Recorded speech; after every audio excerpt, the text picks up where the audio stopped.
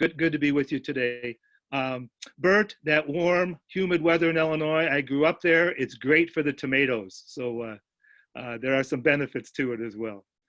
Um, I'm gonna, I'm writing a new book called Lost and Found. And the big idea behind it is what's happening to kids in America in 2020, and how are they losing themselves or having that kind of an experience, and what can we do to help them find themselves. My inspiration for this has come from a number of studies that have really concerned me. There's a professor at the University of Minnesota who I did a presentation with just before Thanksgiving, and she asked the question, what percentage of middle school and high school kids are either thinking or feeling something negative? What percentage of time are those kids thinking or feeling something negative? And the answer is 75%. 75% of the time, middle school and high school kids are thinking or feeling something negative. That is sad if that's happening. Another survey, what percentage of college undergrads had felt so depressed at some time during the previous year that it was tough to function? 38%, 2 out of 5 college students. And what percentage of college undergrads had experienced an episode of debilitating anxiety? 60%, 3 out of 5 students. So something's happening in the lives of young people that's very concerning relative to their social emotional well-being. So I'm gonna try to pull up my screen here and look at some slides that might be helpful as we go through our time together this morning. So lost and found. You're gonna be returning to school. We've been talking about that. What's it gonna be like? It's gonna be different, we know that. 3 questions I wanna pose. How are you gonna do school, all right? And the cartoon there gives some idea. That's a way, all right, that's a way. But I think there are 2 even more important questions than how. One is why. Why do we even do school? And I am hoping that the coronavirus and what we're going through as a culture these days is going to really guide us and in some ways, maybe even force us to think differently about even why we do school. So again, I wish we had more time to talk about this, but I'm going to suggest the purpose is human development. You and I are in the business of human development, and we do that through education. But our purpose is human development. That's the why of what we do. Now, what do we do? There's got to be some changes here as well. And I'm going to suggest that the what has to be about essentials. We now have to be teaching kids what is essential. I'm going to define that for our purpose this morning, that an essential is that which will make a significant difference in how students experience school and therefore life. Let me give you 2 examples, and you tell me if these are essential. My wife is a recently retired kindergarten teacher. We live in Minnesota. The state bird is the loon. And when Paula was teaching kindergarten, she would do this fabulous unit on loons, all right? The eating habits of loons, how they would care for their babies, all that kind of stuff. It was a fabulous unit. Do you, if you live in Minnesota, have to know about loons? Does that make the quality of your life better, right? The answer to that question is no. Loons are okay, but they are not essential, not as a lesson for kindergartners. Now I, as a high school teacher, I did a unit on alliteration. English was my area, and I love teaching about alliteration. What a cool lesson this was.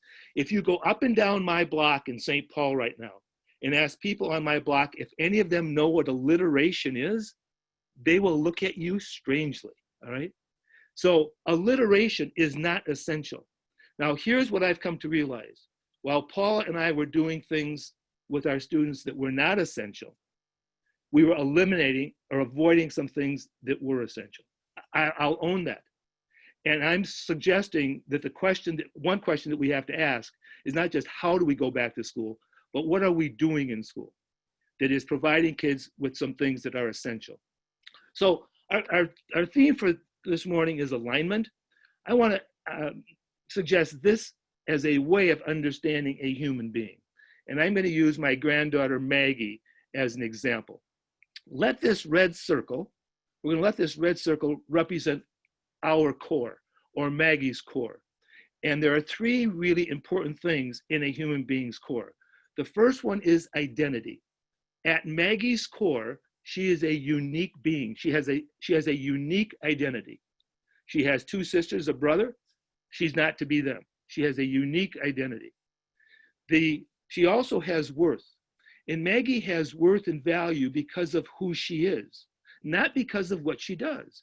We want her to be a good kid. We want her to do well in school. She's a hockey player. We want her to play well in hockey. But her worth doesn't come from what she does. Her worth is inherent just in who she is. And the third aspect of her core and our core is purpose. In our core, we have a identified purpose, and Maggie's is to be her true self, right? So each of us has this uniqueness about who we are at our core. Let the green circle represent our inner life. And our inner life is going to be our thoughts, our beliefs, our feelings, our values, okay? I wouldn't know Mark's inner life unless he shared it with me. And some aspects of Mark's inner life he has shared with me over the time. So inner life, thoughts, beliefs, feelings, and values. The outer life, or our outer life, is represented by the blue circle. This is our behavior and our actions. And we could see that in other people. So I want to suggest that our core is always in alignment. It is what it is, and it never changes, even if we're not aware of it, right? When our inner life flows out of our core, when our thoughts and our beliefs and our feelings flow out of the truth of who we are, then our inner life is in alignment with our core. And when our actions or behavior flows out of that, then our outer life is in alignment with our inner life and our core. Now, I don't think anybody is perfectly aligned. We're all a little bit out of line, but life matters based on whether we are more in alignment or more out of alignment. Let me give you an example. I want you to think of this boy as maybe a fifth grader in your school, and he's in a math class, all right? And the teacher is teaching, let's take how to multiply or divide fractions. And this kid is lost. He's not getting it. So his core is aligned, but now his beliefs and his feelings are going to begin to shift. And he starts thinking, I don't get this. This is a waste of time. This is stupid. I'm done. And he starts doodling with his pencil, drawing on his notebook, pulling the hair of the girl in front of him. Now, if that happened with this boy once over 3 or 4 months, I don't think that's an issue. But if this is the experience that this kid is having day after day after day, here's what's going on. His inner life is out of alignment with his core. His feelings and his thoughts are not true and consistent with who he really is. And his behavior, his outer life, is out of alignment. Again, if that's going on frequently, this is going to lead to anxiety, depression, the kinds of things that we introduced our morning session on, and maybe even suicide attempts if it gets to be that serious. Now, down the block, a few blocks away from that school, is a Sam's Top 20 school. And there's some stuff going on in this school. Essentials are being taught or being focused on, essentials, all right? And one of them is the secret of confusion. There are teachers in this school who are teaching these young students the secret about confusion. And that secret is this: confusion is a natural and necessary part of all learning. Everything you and I can do today, we were once confused about. So this is a lesson that's being taught to these kids. It's essential, all right? In fact, it's even celebrated in the school. Not just taught, but confusion is celebrated. And one way it's celebrated, there's a sign outside, big sign, and it says, confusion, come to our school where you will be confused. And when you walk into this building, there's a banner, big banner, and it says confusion on a pedestal. So when kids walk into school each day, they know they're coming to school because they're confused. So here's a boy in a math class, fifth grader, fractions are being taught, and he is confused. I know the secret of confusion. Confusion is a natural, necessary part of all learning, but I have intelligence. So this boy's inner life is reflected by his core. It's a manifestation of the truth of who he is. And his behavior is consistent with that. He raises his hand, he asks a question. Now he understands how to multiply or subtract fractions. Now imagine this kid having that kind of experience day after day after day. Do you see what happens between the first boy and the second boy in terms of the power they have relative to their own human development? Something's happening in one and not in the other. So let's do a survey here. Mark's going to put up a survey. I'm going to ask you to vote on whether or not students in your school know that they have intelligence. So here's the question. What percentage of students in your school know that they have intelligence? And if you would just click on the one that's appropriate for your assessment of that.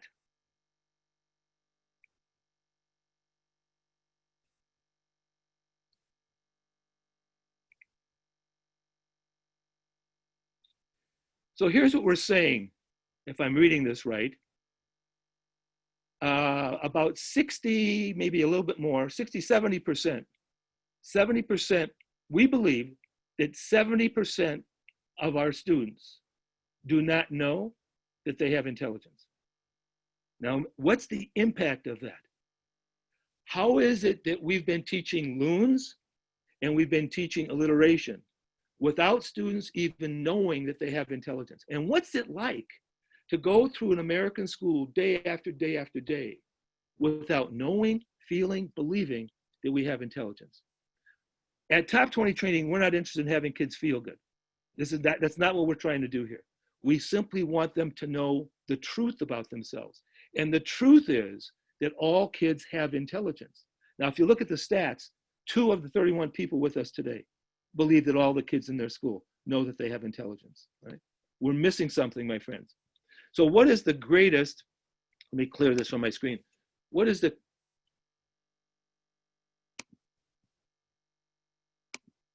greatest cause for students getting lost? There are lots of them. What's the greatest one? Again, this is Paul's opinion. I think it's judgment. It's judgment that comes from the outside, and it's judgment that comes from the inside, okay? And judgment is often a manifestation of comparison, right? So judgment causes a debilitating fear known as atelophobia. Never knew this word, but it is important. Atelophobia is the fear of not being perfect. It is the fear of not being good enough. So the first boy in my example is suffering from atelophobia. He doesn't know the meaning of that word. He's never used that word. His teachers probably never used that word. But that's what's going on in this young kid. And if that goes on day after day after day, Houston, we have a problem. So atelophobia, as we live more and more out of alignment with the truth of who we are, we lose personal power to direct our own lives and are are doomed by the judgment of never being good enough. Lots of our students in American schools are suffering from this. A lot of us in various ways are suffering from this. So where else do kids live? Kids live in their core, even if they're not aware of that. Where else do they live, and what difference does that make? Well, they live in the loop. They live in the loop. And the loop is the land of other people. Kids grow up with other people around, parents, brothers and sisters, kids, friends in school, coaches, the media, all kinds of other people. And what happens there? In the land of other people, they become influenced by OPEs, other people's expectations. They become influenced by other people's opinions, OPOs, and OPAs, other people's agendas. And as kids live in the land of other people, day after day after day, they can come to believe that their purpose in life is not to be themselves, it's to please other people. Right? Because here's what they learn. When they please other people, people give them things that they like. Pat on the back, good grade, making the team, all right? Invitation to the party, a job. And when they don't please other people, they also get things, but they get things they don't like, the look, the bad grade, all right? Not invited to the party, and so on and so forth. So here's what happens, and this is the major impact on the development of, I think, of our young people. When we live in the loop and listen to what other people want, expectations, comparison, judgment, all that kind of stuff, we experience amnesia. Kids experience amnesia. They forget about the truth of who they are. And in the context of that, we would put it in our top 20, bottom 80 world. They say no to what is at their core. They're not even aware of that.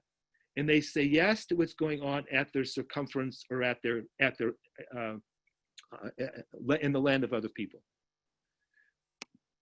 When we can remember that, when we can help them remember that, who they are at their core, then they function more like a top 20. By top 20, we just mean more effective, right? Where they now say yes to what's at their core, to the truth of who they are, to their worth because of who they are, not necessarily with what they're accomplishing.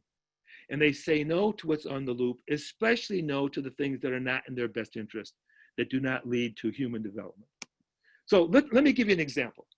This is my dear friend, Ron. Ron is a member of our staff, just a beautiful human being. And Ron has shared this story. When I started sixth grade, it was my fourth elementary school in 2 different states. I was always the new kid in school. I always felt uncomfortable walking into a new school every year. I felt lost, out of place, and never felt like I belonged. That Christmas, my father sent me my first bike. Dad and my mother had divorced when I was 2, and he lived in a different town. Excited to have a new bike, I couldn't wait for summer, for warmer weather, so I could ride my bike to school. However, my excitement turned to shame on a spring day when I rode my bike to school. I discovered that my bike, with wide handlebars, a big cushy seat, and flat tires, wasn't very cool. Mike and Carl, 2 of my classmates, also rode their new bikes to school that day. Their bikes were a bit different. In 1964, the Schwinn Bike Company made significant changes in the way its bikes were designed. The modern bikes had a sleek racing seat, tucked under handlebars with matching colored tape, hand brakes, and a high-tech detailer that made this awesome clicking sound. I remember them coming over to see my bike and heard their snickering as they rode by. I could feel the shame of being different. I started 7th grade determined to fit in. I hung out with the in crowd, the same guys who made fun of my bike. But even when hanging out with them, I was low on the pecking order of their hierarchy, still feeling lost and not belonging, still feeling like I did when I was the new kid. I did some things to gain their approval and would have put me in juvenile court had I been caught. So Ron disappeared. All right, the truth of who he is got lost in this social experience. Very common for young people. I have a dear friend, Jo Lamb. Jo is a therapist. All right. She has written this poem about her time when she was in middle school and high school. It's called Slave to a Number. Every morning, tick-tock, time to see, time to measure. Will I be acceptable? Will my day be blue or colorful? Naked, stepping on, anxiety creeping up my neck as numbers oscillate until the one final number reveals my worth and my safety. Am I just that, a number? Where is my soul? So Ron has given himself up to the quality of a bicycle. He's defined himself by the quality of a bicycle, and Jo has defined herself by the number on a scale, right? Thousands of examples of this. In her book, Daring Greatly, Brene Brown claims, what makes this constant assessing and comparing so self-defeating is that we're often comparing our lives to unattainable, media-driven visions of perfection, or we're holding up our reality against our own fictional account of how great someone else has it. When this occurs, our students develop a constant sense of being less than, which over time destroys their sense of worthiness. So imagine this picture. You look at somebody's Facebook page, and here's what you see. This is a friend of yours, this beautiful woman, hair in place, this lovely child, behaving, everything is perfect. That's what it looks like on Facebook. Here's the reality, right? That's what you don't see, right?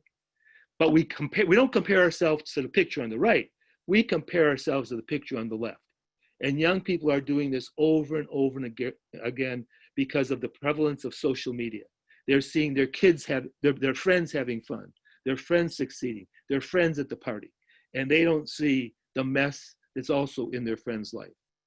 So what about being found? That's the important part. All kids are going to get lost in some way. What can we do to help them get found? Let's go back to Ron. Let's go back to Ron's story because there's another chapter to it. Things changed when I started 8th grade. I met Chris in my confirmation class at church. Although Chris and his friends attended Jefferson, a different high school, a different middle school than Ron, I started to hang out with them. I felt really different with these guys. No snickering or feeling shame. I was accepted just for being me. I remember even being liked by their parents, who welcomed and constantly showed genuine interest in me. I was found, and to this day, I still hang out with the Jefferson gang. But boy, do I wish I had that bike today that my dad sent to me. So yes, we can get lost, kids can get lost because of OPOs, other people's opinions or comparison, but they also can be found by other people, right? Like Chris and his friends finding Ron, or the kinds of experiences we want kids to have in school where they're found. This is a picture of me in August 1961. That was a long time ago. This is my first day of high school, right? And I went to an all-boys school. There were 115 kids in my freshman class. I knew one of them, all right? I knew one of them, a kid who had gone to grade school with me. And here I am at the very first day of school at my locker before first hour class.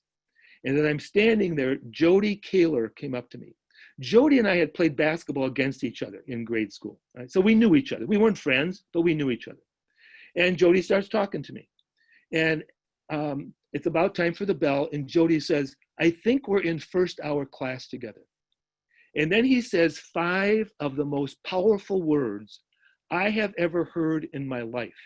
And they were said to me in August of 1961. Jody said, I'll save you a seat. Now, I can't tell you what anybody told me yesterday, but in August of 1961, a classmate of mine said, I'll save you a seat. He said that to a young boy who was doubting himself. Am I going to fit in here? Am I going to belong? Will I make the basketball team? How will I do academically? And a classmate says, I'll save you a seat. So he's essentially communicating, you matter, right? So I know we're kind of running out of time. I want to share with you just a few minutes of a video as you watch this of Julia. Ask yourself, what did she experience that could have gotten her lost? And what does it look like? Does she keep herself? Knowledge of how to take care of myself. Hi, I'm Allison. I'm Blaine, and I took this class to get. And one of my past teachers was about me online. Hi, I'm Julia, and Top 20 is my favorite class because we learn so many new people skills and how to communicate with others at such a young age because I'm only a freshman. And I also love it because I can just carry these skills throughout my whole high school career. One of my favorite things that we did in Top 20 was create an essay called I Believe. And basically all this was we had to create an essay on something that we believed in. And me personally, I believe that test scores do not define you. So that is what I created my essay on. And I'm super proud of it because I don't really talk about it that much, but I'm super open about how slow I am at test taking, how I take longer than others doing like homework or just doing any type of work. And so I just thought that I would share with you guys a video that I created with it. And I think that we just get right on into it. Repeat after me. I am stronger than this challenge, and this challenge is making me stronger. I know that taking longer than others does not mean you have failed. Before you judge me, one thing you should know about me is that I do not stop when I am tired. I stop when I am done.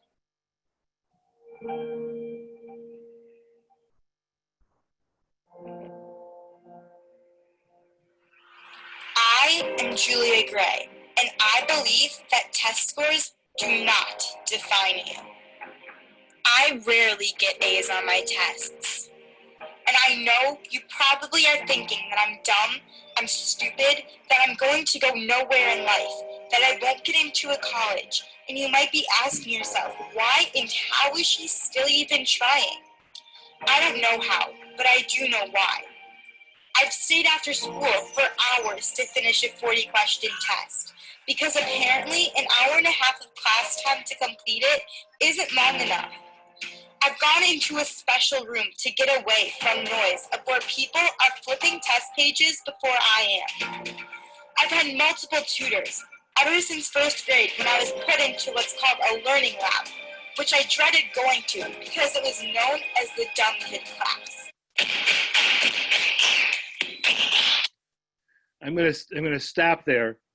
One thing that we're not seeing is that Julia's sister was the A student, and she could have compared herself to her sister, but she didn't. So when you go into your breakout session in a few minutes here, how was Julia saved from this? Well, she had a teacher at Wayzata High School who had the right answer to the why and to the what question. This teacher knew that education was about human development, and she taught Julia the essentials. So what did Julia experience that could have resulted in her being out of alignment and lost? This might be one of the things you might want to talk about in your small group session here. So I just want to end with this.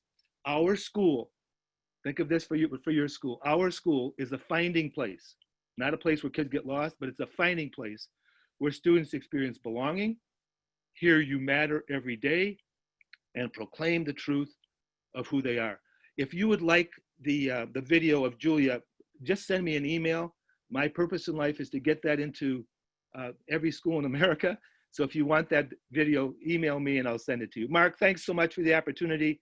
Everybody have a wonderful summer. Paul, thank you so much. Paul, if we could get you to not show your screen now, you could do that for us. I know I see Carol clapping there, and I see many people putting their thumbs up.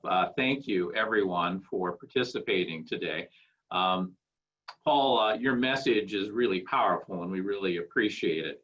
The video of today's session will be emailed to everyone, in addition to a link to Top 20 training and a handout that Paul prepared.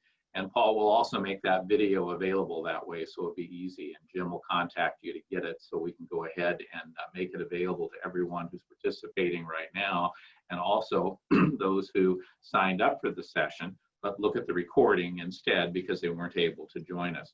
So I want to thank you again. I see many people are putting their thanks in the chat box. That's great. We're going to move on now to the breakout sessions for those of you who'd like to stay. If you'd rather not participate in the breakout, put your little comment in the chat box and you can wave and we'll see you later. And we'll look forward to help. And I hope you all have a wonderful 4th of July weekend. And we'll look forward to seeing you next week. So thanks again for joining us. We're going to move to breakouts now. Paul, thank you. You're terrific as always. We really enjoy having you. And you always learn something when you're with Paul, which makes it really fun. So we're going ahead and setting up the breakout rooms right now. And I am going there and the rooms are open.